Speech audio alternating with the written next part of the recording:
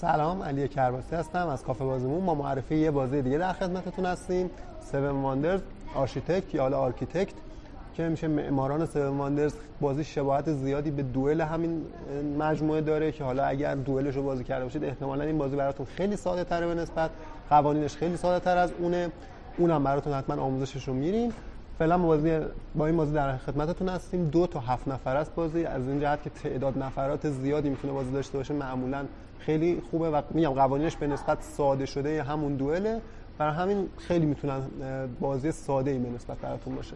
بازی حدود تایمی که طول میکشه نیم ساعت تا 45 دقیقه است. روند بازی اینطوریه که هر کدوم از نفرات بازی یکی از عجایب 7 گانه رو به انتخاب خودشون یا حالا رندوم برمی‌دارن، سعی می‌کنن اونو بسازن. تو روند بازی اولین عجایبی که تکمیل بشه بازی تموم میشه، امتیاز شماری می‌کنه. کسی که بتونه عجایبش رو تکمیل، حالا کسی که بتونه تو این روند امتیاز بیشتری بگیره برنده است. الزاما کسی که عجایبش رو تکمیل می‌کنه برنده بازی نیست. بریم چیدمان بازی با هم دیگه ببینیم و یکم از بازی با هم ببینیم.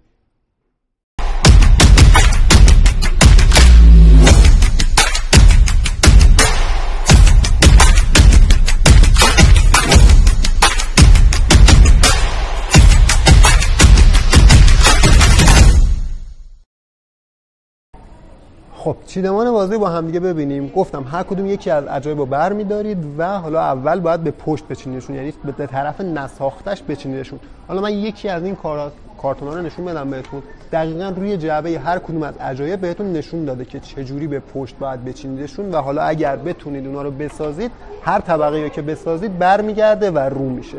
حالا اینا رو جلوتر بهش دوباره میرسیم. پس روند بازی هر کدوم یک از عجایب رو برمی‌دارید، به طرف نساختش میچینید جلوتون. تمام عجایب هم تعداد قطعاتش مساویه، 1 2 3 4 5. هر عجایب 5 تیکه داره که حالا جلوتر بهتون میگم چه تأثیری داره. و حالا اینکه گفتم برنده بازی، در واقع برنده بازی که نه، بازی وقتی تموم میشه که یه نفر بتونه عجایبش رو تکمیل کنه، چک می‌کنه امتیاز شماری انجام میده. روند بازی چطوریه؟ بازی نوبتی انجام میشه از یه نفر به عنوان شروع کننده. کسی که شروع کننده است یکی از کارت‌های در دسترسش رو میتونه برداره و به دست خودش اضافه کنه. کارت‌های در دسترس هر کسی کدوم کارت‌هان؟ یه دک سمت راست هر کسی وجود داره، یه دک سمت چپ هر کسی وجود داره و یه دونه دک مشترک برای همه افراد. دک سمت راست و چپ چیان؟ اول بازی میخواد چیدمان انجام بدید، هر کسی علاوه بر اینکه عجایبشو میذاره یه دک کارت هم برای خودش داره که اونو بذاره سمت خودش و بازیکن سمت چپش. یعنی الان مثلا این برای زئوسه، بعدیش مثلا این برای این یکیه و حالا برای اهرام هم گذاشته شده اینجا. پس هر کسی تو نوبتش یکی از کارتای دست چپش که میشه مال خودش، دست راستش که میشه مال بازیکن سمت راستیش و وسط کارت یکی از اینا رو میتونه برداره و قابلیتش استفاده کنه. یکم جلوتر با مثال ببینیم خیلی بهتر متوجه میشید. روند بازی پس همینطوری ادامه میدید تا یه نفر بتونه عجایبش رو تکمیل کنه.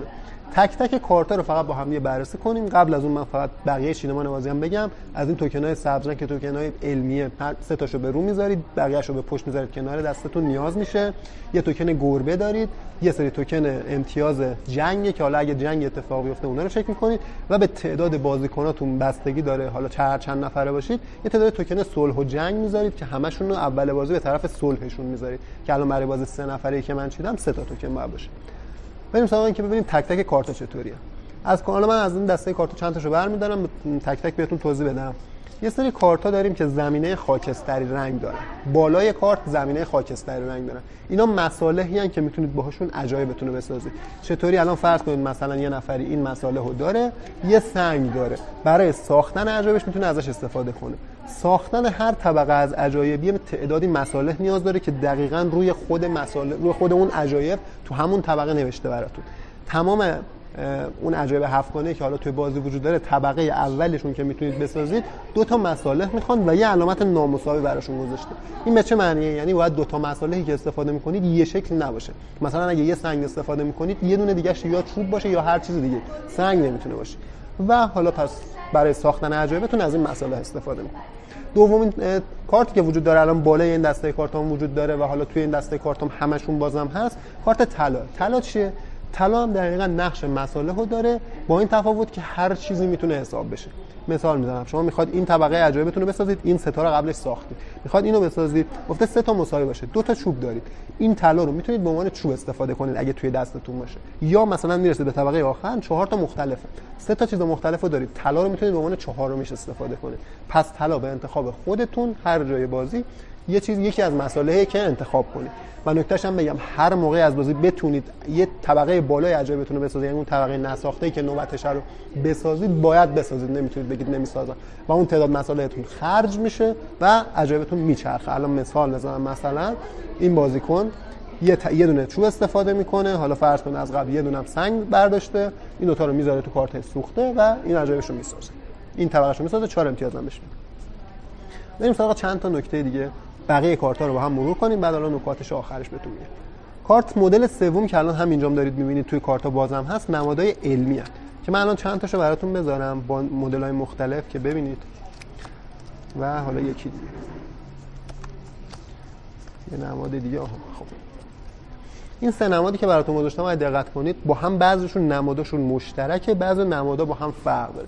چه تأثیری داره؟ کارت علمی تأثیرشون اینطوریه، اگر بتونید 3 تا کارت علمی مختلف، یعنی فرض کنید این 3 تا رو که 3 تاش نماداش با هم دیگه فرق داره، حالا اگه من بتونم جوری بگیرم که دوربین نشون بده، یا 2 تا از کارتایی که نماد یه شکل داره، یعنی این 2 تا رو فرض کنید توی دستتون داشته باشید، میتونید یکی از این توکنای علمی رو بردارید، این کارت دقیقاً مثل حالت قبلی میسوزه، حالا مثلا فرض کنید این 3 تا و یکی از اون توکن‌ها رو برمی‌دارید. اون توکن‌ها یه سری قوانین بازی رو به نفعتون تا آخر بازی تغییر میدن.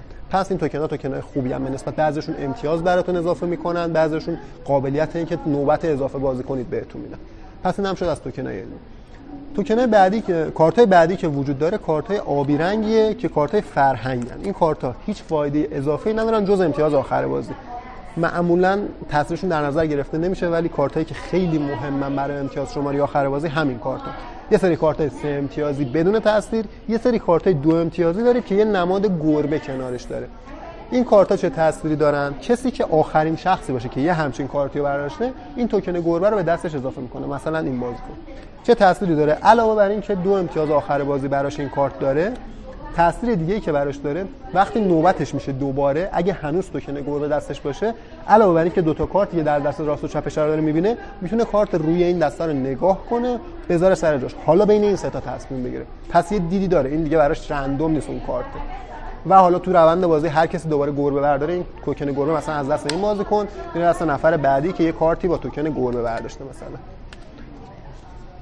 اینم از این. و آخر بازی هم خود توکن گربه خودش 2 امتیاز آخر بازی داره، دست هر کسی باشه آخر بازی. اینم از این. پس این هم شد مدل فرهنگی. یه سری کارت‌های نظامی هستن که حالا آخرین مدل کارت‌های بازی هستن. اینا هم یه فرقی با هم دیگه دارن. تفاوتشون چیه؟ یه سری کارت‌های نظامی نماد شیپور روشون وجود نداره، فقط نماد نظامی دارن. یه سری کارت‌های نظامی نماد شیپور دارن، حالا یه دونه یا 2 تا. چه تأثیری داره؟ هر کدوم از هر بازیکنی که کارتی برداره که نماد نظامی داره، یه قدرت نظامی به شهرش اضافه میشه. اگر شیپور داشته باشه، یکی از این توکن سول‌ها رو میچرخونه. به محض اینکه 3 تا توکن بچرخه و بشه تو حالت جنگ، با هم دیگه میجنگید. چطوری جنگ اتفاق میفته؟ تک تک چک میکنید نسبت به بازیکن‌های دیگه، البته تو حالت تعداد بالاتر نسبت به بازیکن راست و چپتون فقط چک میکنید، یعنی فقط نسبت به کناریاتون چک میکنید قدرت نظامی بیشتری دارید یا کمتر یا مساوی. تو هر کدوم از این حالت‌ها اگه مساوی بود هیچ کدوم هیچ توکنی برنمی‌دارید، ولی اگه از هر کدومشون برتری نظامی داشته باشید، یه دونه از این توکن‌های 3 امتیازی به دستتون اضافه میشه که آخر بازی 3 امتیاز براتون داره. حالا توکن‌ها ما هم مشترکن. تفاوت این شیپور داره با شیپور اونایی که شیپور ندارن دیدید دیگه، اونا اینا رو میچرخونن و بعد از جنگ هم اینا همش برمیگرده. یه تفاوت دیگه هم که دارن، جنگ که اتفاق بیفته تمام کارتایی که توکن شیپور روشون بوده میسوزه و انگار قدرت نظامیتون از دست میدید، ولی کارتی که نماد شیپور روش نبوده تو دستتون باقی میمونه و برای جنگ‌های بعدی هم میتونید قدرتشو داشته باشید. اینم از این شد 5 مدل کارتی که تو بازی وجود داره. گفتم به نسبت دوئل خیلی کارتاش ساده‌تر و حالا قوانینش مختصرتره. یه سری نکات ریز فقط خود عجایب دارن. هر طبقه‌ای که میسازید از طبقه دوم به بعد یه قابلیتی براتون میتونن اضافه کنن. مثال بزنم، مثلا این توکن این طبقه دومی که برای مجسمه زئوس وجود داره، خودش رو وقتی میچرخونید یه دونه نماد نظامی براتون داره. تا آخر بازی هر موقع جنگ بشه انگار یه کارت نظامی تو دستش اضافه است، یا بالاتر توی طبقه فکر کنم 4 میشه. آره اونجا هم همین نماد وجود داره که انگار 2 تا قدرت نظامی توی مجسمه‌اش داره، هیچ تأثیری توی جای دیگه بازی نداره و حالا سوختنی هم نیست دیگه. هر کدوم از طبقات هم حالا گفتم قبلش یه امتیازی دارن که آخر بازی امتیازش حساب میشه. عجایب نمادهای مختلفی روشون هست که قابلیتاشون با هم فرق داره. این قابلیت‌ها رو صفحه آخر دفترچه براتون توضیح داده من اینجا الان یکیشو براتون مثال دادم، این قدرت نظامی. یکی دیگه‌شو براتون مثال دادم، این نماده. چی میگه؟ میگه دک سمت راست و چپ تو جفتشو بردار، به دستت اضافه کن. یعنی کارت روی هر دو دسته رو برمی‌داری بعد از اینکه اینو بسازی. این یکی چیه؟ نکته فقط خاص اهرام ثلاثه اینه که هیچ قابلیتی هیچ کدوم از طبقاش نداره. قابلیت خاصش امتیاز بیش از حدش نسبت به بقیه عجایب. یعنی اهرام ثلاثه فقط امتیاز زیادی براتون داره. کلیت بازی همین بود. بازی به نسبت میگم بازم ساده است، قوانینش خیلی ساده است، ولی خب روند بازی باید سعی کنید امتیاز بیشتری بگیرید، عجایبتون رو تکمیل کنید و برنده بازی بشید.